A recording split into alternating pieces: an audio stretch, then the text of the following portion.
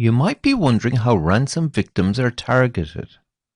What we know is that there are some preferred categories of victims for ransomware. But have a look at this profile of different types of ransomware victims.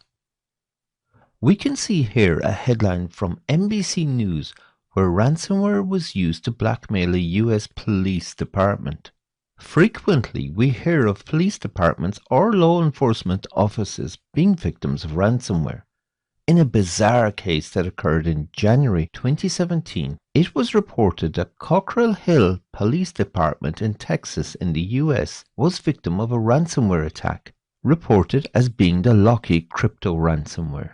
The ransom wasn't paid and the police department lost access to up to 8 years' worth of data. Some of this data included documents and evidence relating to cases that were still ongoing in the courts. It resulted in the request from some defendants to have their cases dropped due to the lack of evidence and digital data that was available.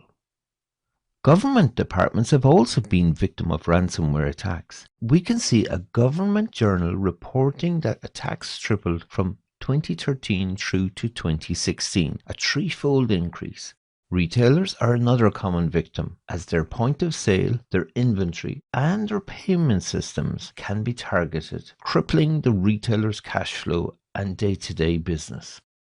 Manufacturing mightn't be an obvious victim, but interestingly, they have also suffered to a large degree. This may be because of their systems are reasonably static and may not necessarily get updated regularly, and that might include updating them with regular patching.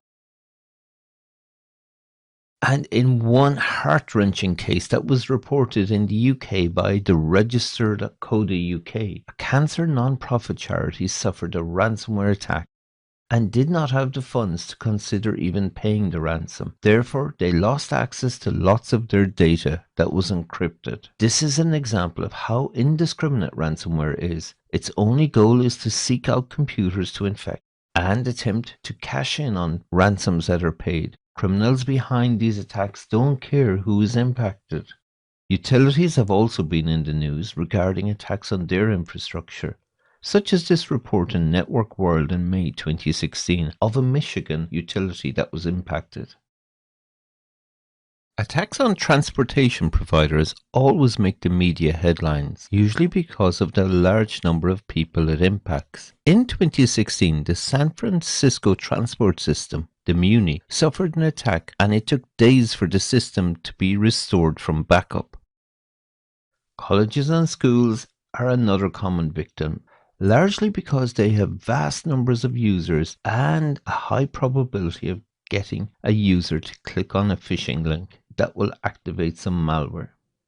And that brings us on to hospitals and other medical organizations.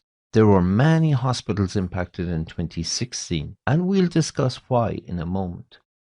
Finally, financial services institutions, another big target, so much that the Fed issued warnings on the subject to their banking members. In fact, these last two categories are two of the most popular targets for ransomware that currently exists. Financial services firms are seen to have vast resources and cannot afford to have any client bank accounts impacted, so are keen to recover from any ransomware attack as quickly as possible. Now let's dig in a little bit deeper and understand why hospitals are key victims and what the impact might be for them.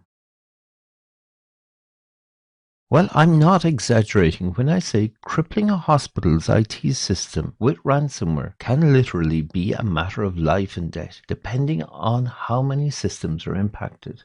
Another factor that's going to get worse for hospitals is the number of internet-connected medical devices that they use. Many of these devices are now IoT devices and have some access to the internet. Here's the thing. The unavailability of an IT system in a hospital can be patient impacting. Many hospitals now have moved to electronic medical records. If a physician cannot access patients' medical records to see their treatment history, their medication history, and what medication the patient might be allergic to, for example, the impact can be very serious. Delays in treating patients while information is not available can be detrimental. The thing is, restoring data, and hospitals have tons of data, remember, can take a very long time to complete. And whilst the process is ongoing, the IT systems are effectively unavailable. Then, apart from the human cost, there is also the financial cost to the hospital. If treatment is stopped or severely curtailed for a number of days, it can cost the hospital a massive amount of lost income and additional expense. All of this adds up to the motivation why hospitals want ransomware issues resolved quickly if they occur. And for that reason, they are potentially more likely than other organizations to pay a ransom demand. They simply don't have the luxury of saying, we're not going to do everything possible to restore normal treatment to our patients.